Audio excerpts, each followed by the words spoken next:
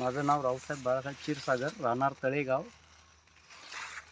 मी 2 प्रकारच्या व्हरायटीज लावल्या होत्या.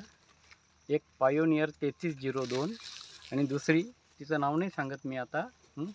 परंतु दोघांमध्ये तारीख एकच, एकाच तारखेला दोघांची लागवड केलेली आहे. दोघांचे कंस पण काढले आहे.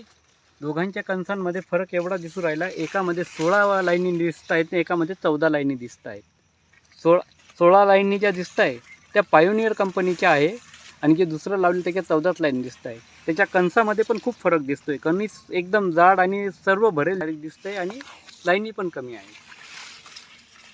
माझ्या पाठीमागे बघू शकता तुम्ही, पूर्ण ते पायोनियरचे पूर्ण प्लॉट एकदम परफेक्ट बसलेला आहे. दोघांसाठी जे खत वगैरे सर्व सारखंच आहे, परंतु व्हरायटीमध्ये खूप फरक आहे आणि त्याच्यामुळे व्हरायटी फरक पडल्यामुळे उत्पन्नामध्ये मला नक्कीच फरक पडणार आहे. माझं उत्पन्न नक्कीच वाढणार आहे. 98 ते 100 दिवसापर्यंत एकदम कणीस ओके झालेलं आहे आणि त्याच्यामुळं 2 लाईनी पण त्याच्यामध्ये वाढवा असल्यामुळं माझं उत्पन्न नक्कीच वाढणार आहे. त्याच्यामुळं माझा त्याच्यामध्ये जवळपास 2-4 क्विंटलचा नक्कीच फायदा होणार आहे थैली मागे. शेतकऱ्यांना मी विनंती करू इच्छितो की त्यांनी पण हे वाहन जरूर लावावं 3302, जेणेकरून त्यांचं पण उत्पन्न माझ्यासारखंच वाढेल. वेलकम.